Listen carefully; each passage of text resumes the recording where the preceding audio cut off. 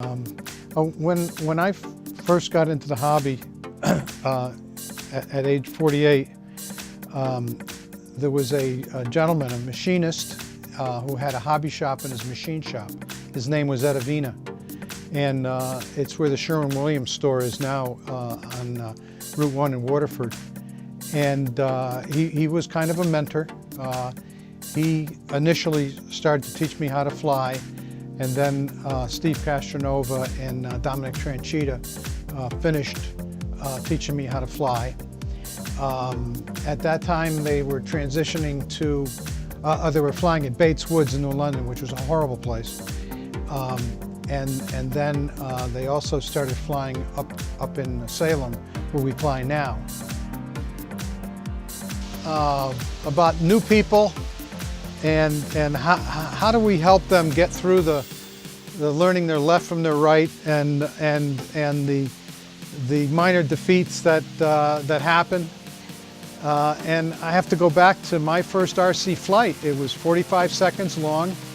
I took off, I took a left-hand turn, I took another left-hand turn, and now the plane was facing me, and I didn't know my right from my left. And that was the end of that plane and that flight. And I have an appreciation for learning your left from your right, and that's the single hardest thing that everyone has to learn.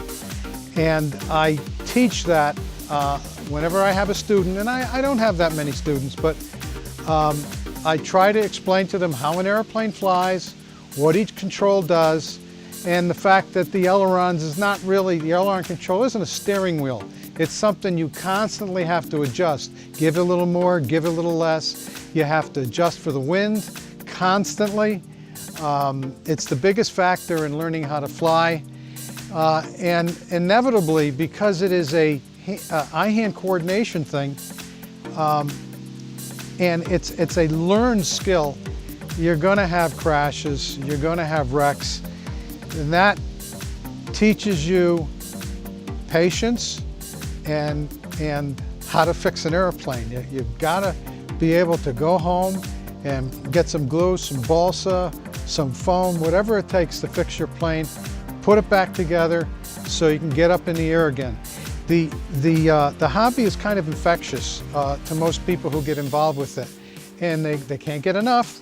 So if they wreck, I'll even help them fix it if they don't know how. But they generally will fix the plane, come back, we'll look at it, make sure it's airworthy, and then we continue on from there. And the older you are, unfortunately, the harder it is to learn how to fly. I guess too many embedded things. The youngest kids can learn how to fly, obviously, because they have computer gaming skills. They can fly in short order. But most of the people I teach are older. And it takes, I don't know, 6 to 10 hours before they can solo. Is that good? That's beautiful.